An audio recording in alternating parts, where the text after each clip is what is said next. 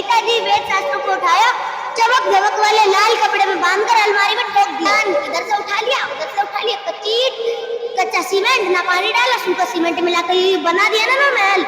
ये अज्ञानता का महल अब नहीं चलने वाला। ABCD नहीं जानते हैं व्यक्ति शास्त्रों की।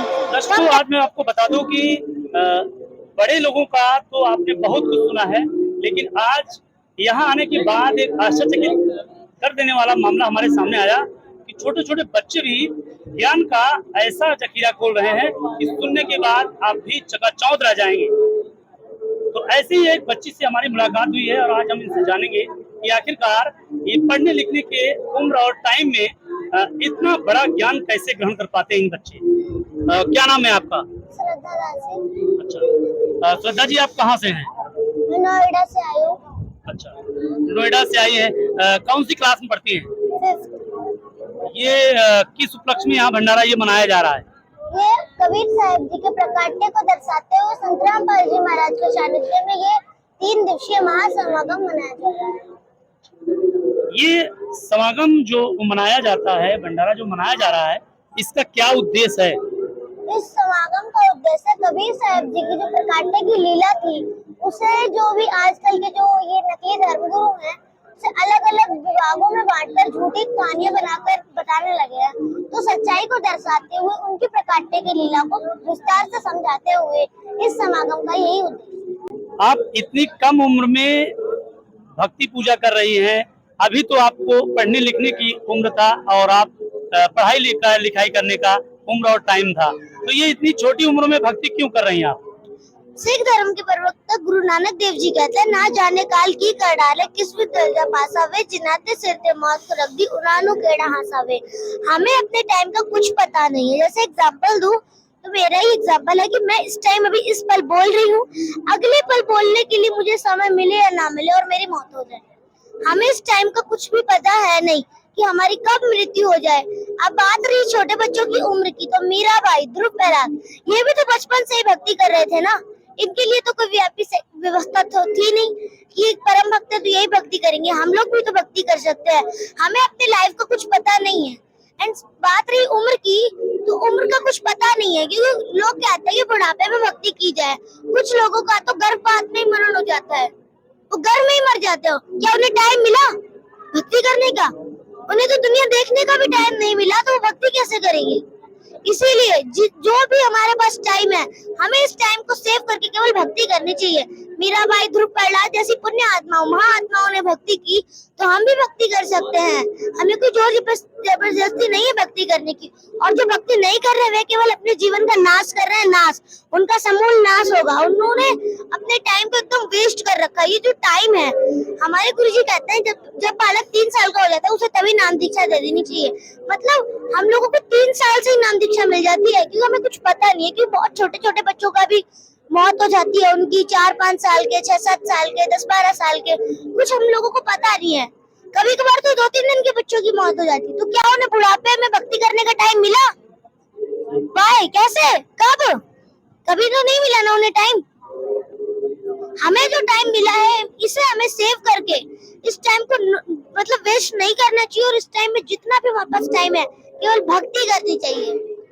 अच्छा, एक बात और साधना जी, मैं ये कहना चाहता हूँ, जैसे आपने गुरु का जिक्र किया है, तो गुरु कैसा होना चाहिए ये बताएं आप।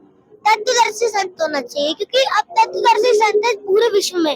जगत गुरु तत्वदर्शी संत रामपाल जी महाराज जी हैं। क्योंकि तत्वदर्शी संत ही एक ऐसा अधिकारी होता है जो हमारे नाम दीक्षा देने का, हमें सुख प्राप्त कराने का एकमात्र अधिकारी होता है। अब जैसे मैं एक एग्जाम्पल से समझाती हूँ। पुराणों में एक कथा आती है, राजा परीक्षित ने एक ऋषि के गले में सांप डाल दिया। अब उन ऋषि के बेटे राजा परीक्षित से बहुत ज्यादा मतलब क्रोधित होते हैं और उन्हें श्राप देते हैं, आज से 7वें दिन तुम्हें सर्प डसेगा। अब राजा परीक्षित बहुत ज्यादा डर जाते हैं और फिर अन्य ऋषियों से जब वो वार्तालाप करते हैं, तो उन्हें पता लगता है कि हम लोग जो हमारा जब तक जीवन है, उसमें हमें महाभारत मतलब जो भी पुराण वगैरह है, इनका ज्ञान हो जाना चाहिए। इनकी कथा हमें सुन लेनी चाहिए, तभी हम स्वर्ग में जा सकते हैं। तो अब पूरी पृथ्वी पर इस स्वर्ग की कथा करने का अधिकारी ढूंढा जाता है कि इस पूरे विश्व में कथा करने का अधिकारी कौन है। पूरी धरती पर सबसे ज्यादा सरप्राइजिंग होता है, पूरी धरती पर कोई भी कथा करने का अधिकारी नहीं होता है। और फिर स्वर्ग से सुखदेव जी को बुलाया जाता है, वह कथा करते हैं। अब ये एग्जाम्पल ये दर्शाता है कि हर कोई मतलब हर कोई गुरु अधिकारी नहीं होता है तत्व जो हमारे जो सत मंत्र है उन्हें देने का। जगत गुरु तत्वदर्शी संत रामपाल जी महाराज जी ऐसे हैं जिन पे काफी भविष्य वक्ताओं की भविष्यवाणियां सटीक बैठती हैं, और जो भविष्य मालिका पुराण है जो भविष्य को दर्शाती है, वह भी उसमें जो भी भविष्य वाणियां है वह भी संत रामपाल जी महाराज पे सटीक बैठती हैं कि उन्हीं से सारे विश्व में शांति आएगी। और फिर बात रही तत्वदर्शी संत की, तो गीता अध्याय 15 से श्लोक 1 से 4 में बताया गया, ऊर्ध्व मूलम अधः शाखम अश्वत्थम प्राहु अव्ययम छंदासी यस्य प्रणानि यतम वेद स वेदविद। जो उल्टा लटका हुआ पीपल का संसार रूपी वृक्ष है, इसके जो पार्ट मतलब जितने भी पार्ट हैं, तना पत्ता जड़ ऊपर से लेकर नीचे तक सारे पार्ट जो संत बता देगा वेदों के अनुसार, मतलब एकदम तत्व से ठीक वही तत्वदर्शी संत होगा। तो ये जो हम पहचान है ये संत रामपाल जी महाराज पर ही बिल्कुल सटीक बैठती है, क्योंकि संत रामपाल जी महाराज ने ही ऊपर से मतलब उसकी जड़ से लेकर नीचे पात रूपी संसार तक सारा भेद खोल दिया है। तो वही तत्वदर्शी संत। सेकंड पहचान उनकी ये है कि कबीर साहब जी की एक वाणी है, मम संत दृढ़ावे वाके सब राड बढ़ावे, मतलब जो मेरा संत होगा वह तत्व मतलब सच्चे मंत्रों का भेद उजागर करेगा, उन सद्भक्ति से पर्दा हटाएगा कि जागो और ये सद्भक्ति करो। और उसके साथ ये जो नकली धर्मगुरु भट्टा बिठा के बैठे हुए हैं ना, ये सब राड़ बढ़ाएंगे, मतलब झगड़ा करेंगे, और वही आज संत रामपाल जी महाराज के साथ हो रहा है। अब थर्ड पहचान उनकी ये है, एक वाणी है, संत सोई सो सीधा चाले। ये आडंबर करने वाले संत नहीं होते, बड़ा सा जूड़ा लगा लिया, तिलक लगा लिया, सिक्का चोटी कर ली और बस हाँ करने बैठ गए मोटा पेट लेकर। ज्ञान तो इनके पास है नहीं, पोथी लेके बैठे हुए। इनकी केवल एक ही छुरी है कि गीता जी वेद शास्त्रों को उठाया, चमक धमक वाले लाल कपड़े में बांधकर अलमारी में ठोक दिया। अब वो जैसे हैं उनमें जैसा ज्ञान है, किसी को कोई देखना है नहीं, उन्हें क्या ज्ञान दिया है, पढ़ना है नहीं, ABCD नहीं जानते ये व्यक्ति शास्त्रों की, तो हम कैसे कह सकते हैं कि ये तत्वदर्शी संत हैं। अच्छा, एक प्रश्न और रहता है, तमाम लोग हिंदू राष्ट्र की बात करते हैं, क्या हिंदू राष्ट्र ऐसे बन पाएगा? जी बिल्कुल भी नहीं। मैं एग्जाम्पल से समझाऊं कि अब कोई टीचर है, अब वो समझाए 2 + 2 4 होते हैं, और कोई टीचर समझाए 2 + 2 5 होते हैं। अब बताओ 2 + 2 5 बताने वाले टीचर के जो स्टूडेंट हैं, क्या वो मतलब कामयाबी पा पाएंगे? उन्हें क्या सच्ची शिक्षा का पता चल पाएगा? जी नहीं। ऐसे नकली जो ये धर्मगुरु हैं, ये जो बताते हैं उल्टा सीधा हुआ भाई ज्ञान, इधर से उठा लिया उधर से उठा लिया, कच्चा सीमेंट ना पानी डाला, सूखा सीमेंट मिलाकर ये बना दिया ना महल, ये अज्ञानता का महल अब नहीं चलने वाला, इनकी दाल अब नहीं गलेगी। संत रामपाल जी महाराज ने इनके कुकर में छेद कर दिया है। अब इनकी अज्ञानता की ये जो हुआ भाई ज्ञान बकरे ना, ये चलने वाला नहीं है। अभी इनकी दुकानें बंद हो जाएंगी। अब जैसे ये लोग झूठी बातें बताते हैं और बात करते हैं हिंदू राष्ट्र बनाने की, तो मैं बता दूं कि जैसे वो टीचर 2 + 2 5 बता रहा था, तो क्या वो स्टूडेंट कामयाबी पा पाएंगे? तो फिर अगर वे किसी भी एक मतलब ग्रेजुएशन पाकर कोई हाई पोस्ट पर जाना चाहे तो पालेंगे नहीं। उन्हें छोटी से छोटी शिक्षा ही ऊंची मंजिल तक पहुंचा सकती है, वह भी कामयाबी है। तो ये जो ज्ञान दे रहे ना, बिल्कुल झूठा ज्ञान है। झूठे ज्ञान से हमें कोई लाभ नहीं होना है, इससे हिंदू राष्ट्र नहीं बनेगा। इस पूरे विश्व में इस समय पूर्ण संत कौन है? तत्वदर्शी संत रामपाल जी महाराज। मैं ढोल के डंके पे कह सकती हूँ कि जगत गुरु तत्वदर्शी संत रामपाल जी महाराज जगत के तारणहार और पूरे विश्व में पूर्ण गुरु हैं। अच्छा, इतना कॉन्फिडेंस से आप बात कर रहे हैं, क्या कोई प्रमाण भी आप दिखा सकते हैं इसके बाद? जी बहुत सारे प्रमाण है। जैसे एक भविष्य वक्ता है फ्रांस के नास्ट्राडामस जी, उन्होंने बताया है कि जो मतलब जो महापुरुष आएगा वह जगत का तारणहार होगा। सब लोग अलग अलग भक्ति करते हैं, वो एक भक्ति बताएगा, और मतलब उसके कई पहचान भी बताए। उसके सफेद बाल होंगे, वह साधारण वस्त्र धारण किया होगा, चर्महीन पादिका है, मतलब बिना चमड़े की पादिका है, मतलब चप्पलें पहनता होगा। वह सब जो भविष्यवाणी है वो संत रामपाल जी महाराज पर सटीक बैठती है। और फिर एक फ्लोरेंस नाम की एक महान भविष्य वक्ता है जो बताती हैं, जब मैं ध्यान लगाती हूँ तो एक महापुरुष को देखती हूँ जिसके सफेद बाल हैं, वह काफी साधारण है और मतलब जो आडंबर वगैरह नहीं करते। तो ये सब भी संत रामपाल जी महाराज के ऊपर सटीक बैठता है। और संत रामपाल जी महाराज जो शास्त्रों के अकॉर्डिंग ज्ञान बता रहे हैं। यही सबसे बड़ी उनकी पहचान है कि वो जगत गुरु हैं और पूर्ण गुरु हैं। अच्छा, जगत गुरु और तमाम ऐसे संत अपने सामने जगत गुरु लिखते हैं, तो क्या जगत गुरु लिखने से पूर्ण संत हो जाएगा या फिर उसके अंदर और कोई पहचान होगी? अब मैं एक एग्जांपल दूं कि अगर किसी बच्चे के अगर किसी बच्चे का रिजल्ट आता है, जैसे वो पढ़ाई करने के बाद जो उसने जो भी लिखा होता है, उसने पढ़ा होता है, उसका जब सारा रिजल्ट आता है, अब उसमें किसी बच्चे में लिखा हो A+, तो वह तो यही कहेगा कि मैं पास हो गया हूँ। किसी में F लिखा हो फेल, अब वो बच्चा कहे मैं पास हो गया, मैं पास हो गया। दिन कितनी भी मारे जाओ पर वो पास नहीं हुआ है, वो कहीं भी जाएगा तो उसका एडमिशन नहीं होगा क्योंकि वो फेल हुआ है। ऐसे ही कुछ भी लिखते जाए। अब हिंदी भाषा का उदाहरण देते हैं, किसी बच्चे के मार्कशीट पे लिख जाएगा अनुत्तीर्ण और वह क्या मैं पास हो गया, मैं पास हो गया, तो उसका कोई फायदा नहीं है, बोलते जाओ। अब जैसे अगर हम बताएं कोई भी बच्चा है छोटा सा 4-5 कक्षा में पढ़ने वाला, वह बोले मुझे 10वीं तक का ज्ञान है, तो क्या कोई बुद्धिमान मनुष्य उसकी बात मान लेगा? बिल्कुल भी नहीं। ऐसे अपने नाम के आगे जगत गुरु लिखने से कोई जगत गुरु नहीं बन जाता है। अच्छा, एक और सवाल, जैसे तमाम लोग ये भी कह रहे हैं कि संत रामपाल जी महाराज धर्म भी परिवर्तन कराते हैं। धर्म परिवर्तन की परिभाषा क्या है, कुछ आप बता सकती हैं?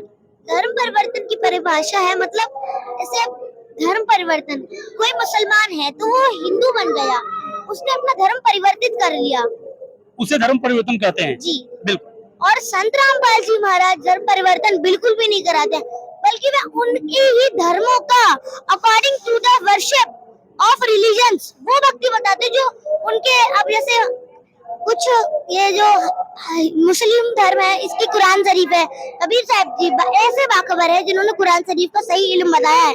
और नाजरीन, मैं आपसे अपील करना चाहूंगी कि बाखबर संत रामपाल जी महाराज जी एक ऐसे सूफी संत है जिन्होंने सही इल्म और ठीक ठीक बताया। पूरे विश्व में सबसे ज्यादा इल्मी वही है। और बात रही अब हिंदू धर्म की, तो सबसे ज्यादा ज्ञानी और विद्वान जो हिंदू धर्म के जो भी शास्त्र है उनका सही भक्ति केवल संत रामपाल जी महाराज बता रहे।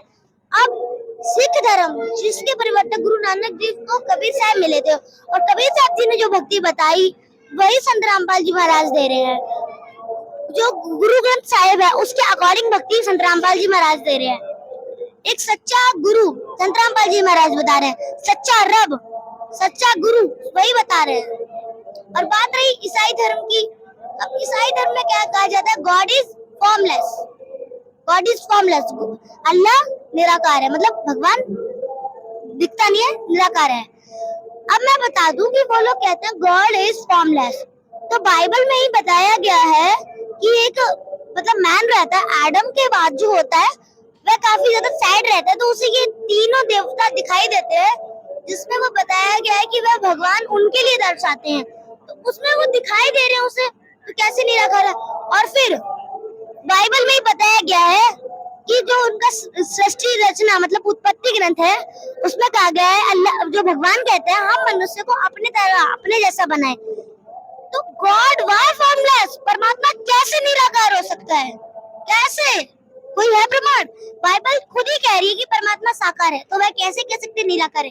बाइबल के गूढ़ रहस्यों को संत रामपाल जी महाराज ने उजागर किया है, और संत रामपाल जी महाराज जी तत्वदर्शी संत सारे धर्मों का एकदम सटीक, मैं ढोल के डंके पे कह सकती हूँ 101% संत रामपाल जी महाराज एकदम सही ज्ञान बता रहे हैं। तो ना तो वो युग परिवर्तन कराते हैं, धर्म परिवर्तन कराते हैं, धर्म के ही अकॉर्डिंग जो सद्भक्ति है उसे बताते हैं। और बात रही धर्मों की, तो संत रामपाल जी महाराज का एक नारा है, जीव हमारी जाति है, मानव धर्म हमारा, हिंदू मुस्लिम सिख ईसाई धर्म नहीं कोई न्यारा। हिंदू मुस्लिम सिख ईसाई ये कोई परमात्मा के बनाए हुए धर्म नहीं। अब एग्जाम्पल से समझाऊं, अब जैसे कोई हिंदू डॉक्टर के पास जाता है और कोई मुस्लिम, अब उसका डॉक्टर अगर ब्लड सैंपल ले और हिंदू का ले, अब डॉक्टर को भी कंफ्यूजन हो जाती है कि कौन सा ब्लड हिंदू का है, कौन सा ब्लड मुस्लिम का है। तो भगवान ने ही हम लोगों को बनाने में कोई भेदभाव नहीं किया, तो हम क्यों करते हैं ये भेदभाव? हमने ही अपने कर्मों के आधार से किसी को मुसलमान बना लिया, किसी को हिंदू, कोई ईसाई क्रिश्चियन बन के बैठ गया, तो कोई सिख रब रब रब करने लगा, वाहेगुरु वाहेगुरु।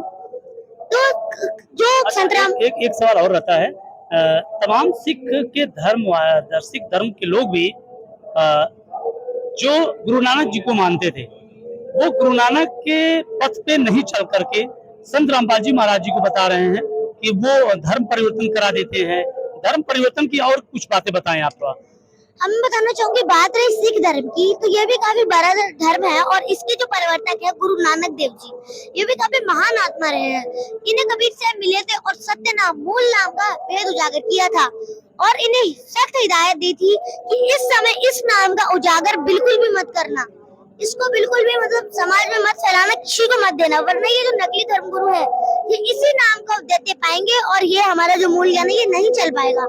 इसीलिए उन्होंने उस समय यह जो मंत्र था गुप्त रखा। और जो अब उनकी एक वाणी है जो गरीब गुरु नानक जी की, जिसमें वह बताते हैं कि वाह सिक्खा के गल पड़ी अब कौन छुटाता, मतलब वाहे गुरु वाहे एक वाणी है झांकी वे कबीर की नानक की थी, वाह सिक्खा के गल पड़ी अब कौन छुटाता। अब जब नानक जी सतलोक में रब को देखते हैं तो वो कहते हैं वाह गुरु वाहे गुरु, मतलब वाह गुरु तेरी लीला तो अपरंपार है। अब सिखों के गल पड़ गई वाहे गुरु वाहे गुरु वाहे गुरु, उनका मंत्र बन गया। इस समय के लिए, पिछली पीढ़ी के लिए वो सतनाम रखा गया था गुप्त। अब वह टाइम आ चुका है कि सारे सिख, सारे मुस्लिम, सारे ईसाई और सारे हिंदू धर्म के लोग इस मंत्र को जाने और इस मंत्र का लाभ उठाएं।